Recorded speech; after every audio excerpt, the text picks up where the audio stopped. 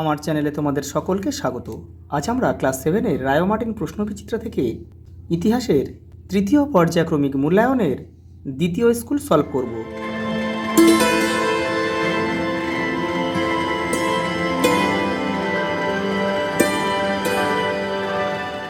দেখো, দ্বিতীয় school Hindu school, যারা আগের সেট দুটো দেখোনি তারা চ্যানেলের প্লেলিস্টে যাবে, ওখানে কিন্তু দেওয়া রয়েছে।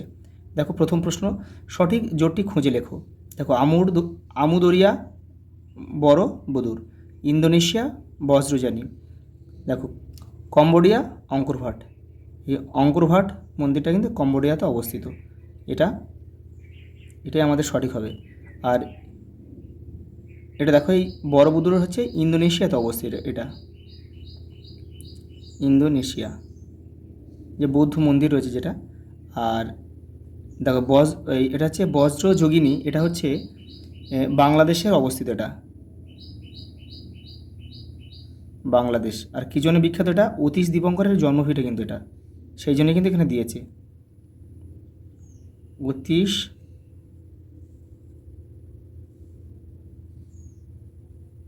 করের জন্মভিটে। দেখো, পরের প্রশ্ন, প্রজারা রাজাকে কর দিত কারণ। দেখো, অপশান এটা হবে প্রজারা রাজাকে সম্মান, এটা না হবে না, অপশান বি আমাদের সঠিক উত্তর হবে, যে প্রজারা রাজাদের নিরাপত্তা সুনিশ্চিত করতে চাইতো। এটাই আমাদের সঠিক উত্তর হবে। পরেটা দেখো, কোন যুগ বাংলা ভাষার উৎপত্তির সময়কাল? এটা হবে পাল যুগ, যে সময় চর্যাবাদ কিন্তু এই সময় আবিষ্কৃত হয়। দিল্লিতে রেশন ব্যবস্থা প্রচলন করেছিল কে? আলাউদ্দিন খলজি। দেখো, সঠিক জোটটি খুঁজে লেখো। এখানে দেখো, শাহানা ই মান্ডি হচ্ছে রাজকর্মচারী, এটাই কিন্তু আমাদের সঠিক হবে। কারণ কি, বাজার তদারকির জন্য কিন্তু আলাউদ্দিন এই শাহানাই মান্ডি আর আরেক ধরনের একটা রাজকর্মচারী ছিল, তার নাম হচ্ছে দিওয়ান ই রিয়াসাত নামে, কিন্তু এই দুটো পদ কিন্তু উনি তৈরি করেছিলেন। পরেটা দেখো, খিলাত কথার অর্থ কী? এভাবে আনুষ্ঠানিক পোশাক। অপশান সি আমাদের সঠিক উত্তর। পরেটা দেখো, বিল্লগ্রামের যুদ্ধ সম্পর্কে কোন তথ্যটি সঠিক নয়? দেখো, 1540 খ্রিস্টাব্দে এটা সংগঠিত হয়েছিল, এটা কিন্তু সঠিক। আকবরের সঙ্গে মেওয়ারের রানা প্রতাপ সিংয়ের মধ্যে হয়, এইটা হবে সঠিক নয়। কারণ এটা কিন্তু কার সাথে? এটা হচ্ছে শের শাহের সাথে হয়েছিল হুমায়ুনের।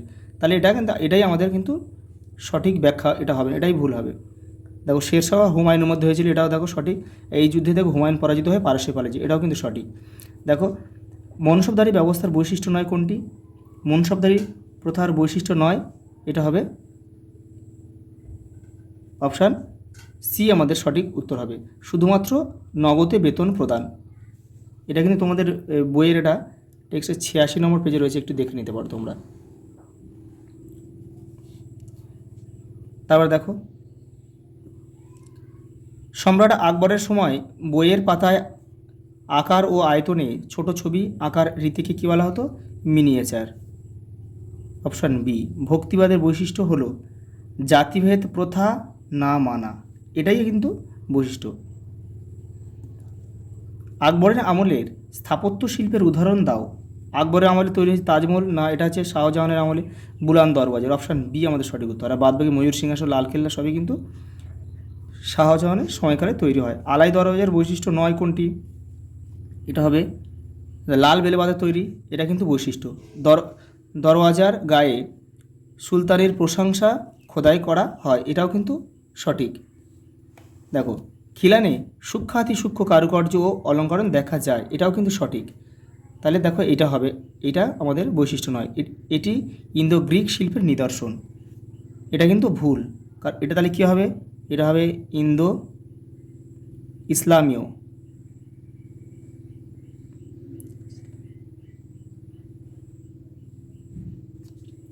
পরেটা দেখো, পুরন্দরের সন্ধির ফলে কী হয়েছিল? দেখো দেখো এখানে অপশান হবে অপশান শিবাজির ঔরঙ্গজেবকে তাঁর 23টি দুর্গ ছেড়ে দিতে বাধ্য হওয়া, এইটা অপশান বি আমাদের সঠিক উত্তর হবে। পরেরটা দেখো, ব্লক তৈরি হয় অনেকগুলি কি নিয়ে, অনেকগুলি গ্রাম নিয়ে। দেখো পরে কি দিয়েছে, দেখো শূন্যস্থান পূরণ করো। দেখো কাব্যটি সন্ধ্যাকার নন্দী রচনা, কোন কাব্যটি? রামচরিত। রামচরিত। আর রামচরিত মানস কার লেখা যদি পড়ে, তোমার লিখবে কি? তুলসীদাসের লেখা। দেখো আরবি ভাষায় সুলতান কথাটির অর্থ কী? অর্থ হচ্ছে কর্তৃত্ব। কর্তৃত্ব বা তুমি ক্ষমতাও লিখতে পারো তোমরা, ক্ষমতা। এবার দেখো পরেরটা কী দিয়েছে, কোন ধর্ম প্রতিষ্ঠার মূল উদ্দেশ্য ছিল পরধর্ম সহিষ্ণুতা? এটা হবে দ্বীন-ই ইলাহি। দ্বীন-ই ইলাহি, ইলাহি। দেখো কার আয়ত্তকালে জায়গিরদারির সংকট দেখা দেয়? এটা হবে শাহজাহান।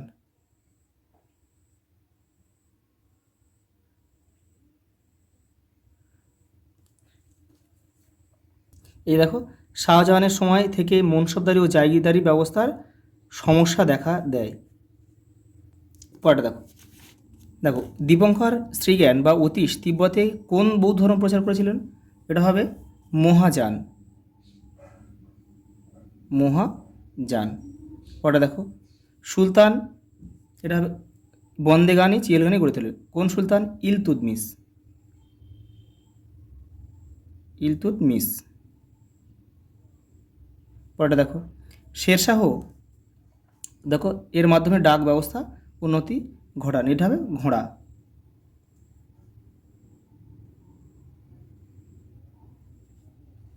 দেখো চৌথ ও আরেকটা করো, দেখো এটা হবে স্বরদেশ। স্বরদেশমুখী ছিল শিবার্জি আদায় করা কর। দেখো চৌথ ছিল কিন্তু চৌথ মানে 1/4, আর স্বরদেশমুখী হচ্ছে উৎপন্ন ফসলের 1/10 অংশ দিতে হবে কর। পরেটা দেখো, বেমানান শব্দটি খুঁজে বের করো। এখানে দেখো কেশ, কচ্ছা, বাগ্নক আর কৃপণ, দেখো এগুলো সব ক দিয়ে শুরু হয়েছে, অর্থাৎ এটা কিন্তু পঞ্চকয়ের অংশ, আর এই বাগ্নকটা এখানে আলাদা হবে, তাহলে এটা কিন্তু পঞ্চকয়ের অন্তর্ভুক্ত নয়। এই তোমাদের বইয়ের 162 নম্বর পেজে তোমরা এটা পেয়ে যাবে কিন্তু। দেখো সরকার, রাজতন্ত্র, প্রজাতন্ত্র, গণতন্ত্র, এখানে কোনটা আলাদা হবে? এটা সরকার আলাদা হবে, কারণ কি সরকার একটা প্রাতিষ্ঠানিক মাধ্যম, আর রাজতন্ত্র, প্রজাতন্ত্র আর গণতন্ত্র কি? এগুলো একটি নির্দিষ্ট শাসন ব্যবস্থা। আমি এখানে লিখে দিচ্ছি বাকিগুলো শাসন ব্যবস্থা। পরেটা দেখো, পাট্টা, দ্বীন-ই ইলাহি, কবুলিয়াত, সড়কি আজম।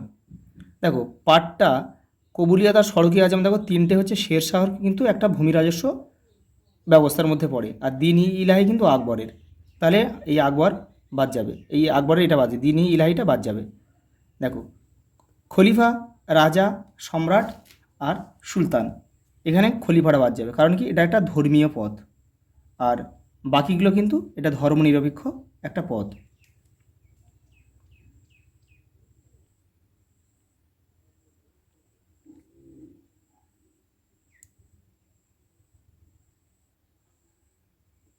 ধর্মনিরপেক্ষ। ওটা দেখো, ঠিক ভুল নির্ণয় করো।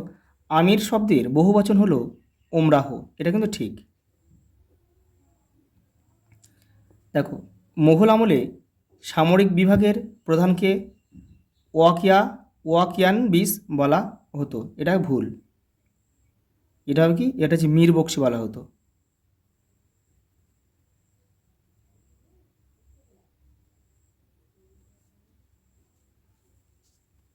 পরে দেখো, ফতেহ শব্দের অর্থ হলো সাফল্য, এটা ঠিক। পরে দেখো, 1699 খ্রিস্টাব্দে গুরু গোবিন্দ সিং খালসা প্রতিষ্ঠা করেন, এটাও ঠিক।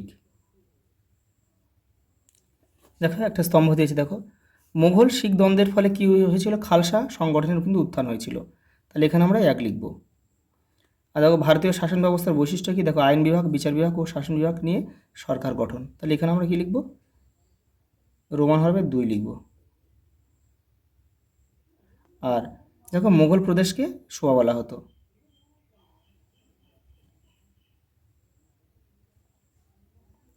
পরের প্রশ্ন দেখো, দেখো টিকা লিখে টিকা লেখো চর্যাপদ, তোমাদের বই দেখো 31 পেজে রয়েছে, দেখো এই যে চর্যাপদ, এটা পুরোটা লিখবে। পরেরটা দেখো, দক্ষিণ ভারতের কৃষিতে জলসেচ ব্যবস্থা কী রকম ছিল, তোমাদের বইয়ের 154 নম্বর পেজ দেখো, এই যে এখান থেকে এই পর্যন্ত লিখবে। পরেরটা দেখো, মোহাম্মদ বিন তুগলকের তামার প্রতীক মুদ্রা প্রচলন ও এই উদ্যোগ ব্যর্থ হওয়ার কারণ লেখো। দেখো তোমাদের বইয়ের 50 নম্বর পেজে রয়েছে, এখান থেকে তোমরা লিখবে, এই যে এখান থেকে এবারেও কিন্তু তোমাদের লিখতে হবে, এই যে এই পর্যন্ত। দেখো পরের প্রশ্ন, ইবন বতুতার বর্ণনায় তৎকালীন ভারতের কোন চিত্র পাওয়া যায়, দেখো রায়ান মার্টিন 91 নম্বর পেজে রয়েছে, এটা এখান থেকে এটা পুরোটা লিখতে হবে তোমাদের। পরেরটা দেখো, ঔরঙ্গজেবের দাক্ষিণাত্য নীতির মূল উদ্দেশ্য কী ছিল, 123 নম্বর পেজে রয়েছে রায়ান মার্টিন, এই যে এখান থেকে এটা পুরোটা লিখতে হবে। পরেরটা দেখো, শেরশাহের ভূমি রাজস্ব ব্যবস্থার দুটি বৈশিষ্ট্য লেখো।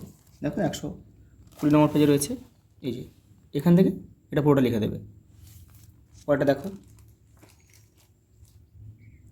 কৃষি প্রযুক্তিতে সুলতানি ও মোঘল আমলে কী কী পরিবর্তন ঘটেছিল, দেখো রায়ান মার্টিন 167 নম্বর পেজে রয়েছে, দেখো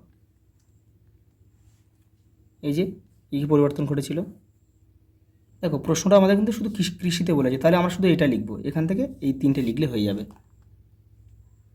পরের প্রশ্ন দেখো, মধ্যযুগীয় ভারতের সুফি আন্দোলনের কী প্রভাব পড়েছিল, 171 নম্বর পেজে দেখো, এই যে ভারতের সুফিদের প্রভাব, এটা পুরোটা লিখতে হবে। পরেরটা দেখো, মনসবদারি প্রথার বৈশিষ্ট্যগুলি কী ছিল, দেখো এইটা লিখলে তোমাদের হয়ে যাবে। পরেরটা দেখো, বৈদেশিক আক্রমণ কিভাবে মুঘল সাম্রাজ্যের পতনকে ত্বরান্বিত করেছিল। দেখো এই প্রশ্নের উত্তরটা আমি তোমাদের বই থেকে পাইনি বলে আমি অন্য একটা বই থেকে দেখাচ্ছি, তোমরা একটু লিখে নিও, এখান থেকে এইটুকুনি লিখবে। পরেরটা দেখো, পৌরসভার কাজের একটি তালিকা তৈরি করো আর টিকা লেখো গণতন্ত্র, দেখো দুটোই 170 নম্বর পেজে রয়েছে তোমাদের, এই যে পৌরসভার কাজটা এখান থেকে এই পর্যন্ত লিখবে, আর গণতন্ত্র টিকা রয়েছে দেখো এটা লিখবে এখান থেকে এই পর্যন্ত। পরের প্রশ্ন দেখো, রামায়ণের সঙ্গে রামচরিতের কাহিনীর অমিল কী আছে দেখে নাও, রায়ান মার্টিন এটা 58 নম্বর পেজে রয়েছে, দেখো এই যে।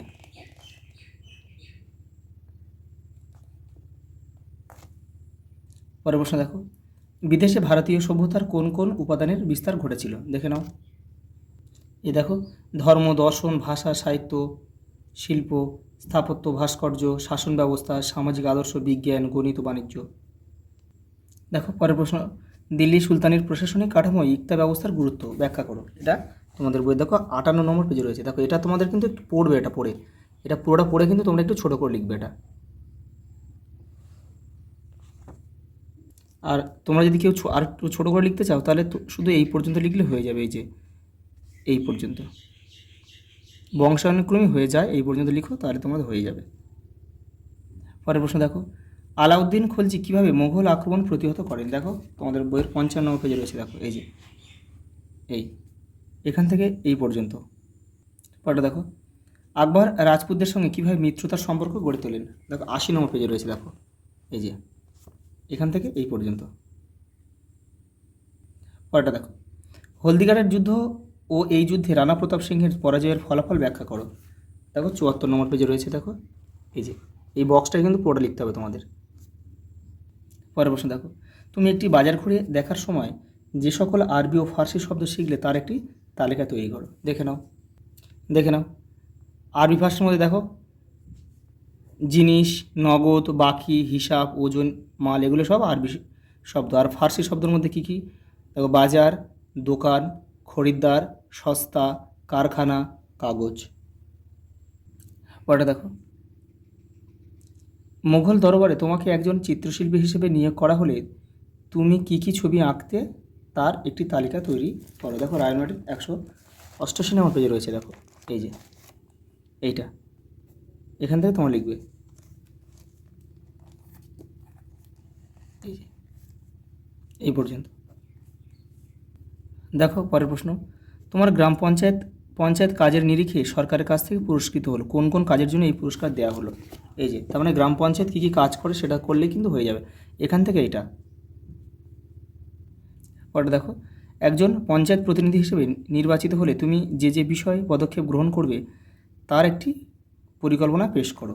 এই যে এখানে যে পরিকল্পনা বলতে যে কাজগুলো এই যে কাজগুলো করা হয় গ্রাম পঞ্চায়েতের আন্ডারে সেইগুলোই আমি করব, এটাই তোমরা লিখবে, এটা পুরোটা লিখবে কিন্তু।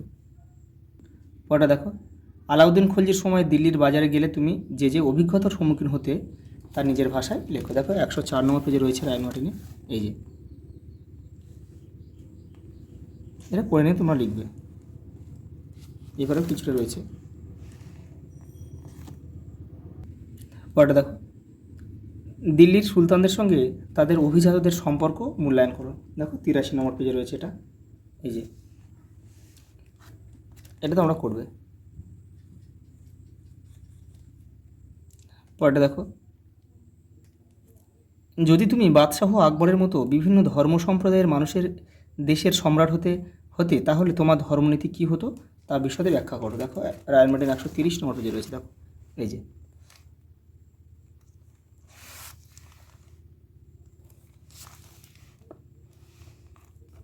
এই পর্যন্ত। শেরশাহের শাসন ব্যবস্থায় কী কী মানবিক চিন্তার পরিচয় পাওয়া যায় তার নিজের ভাষায় লেখো। 110 নম্বর পেজে রয়েছে। দেখো এই যে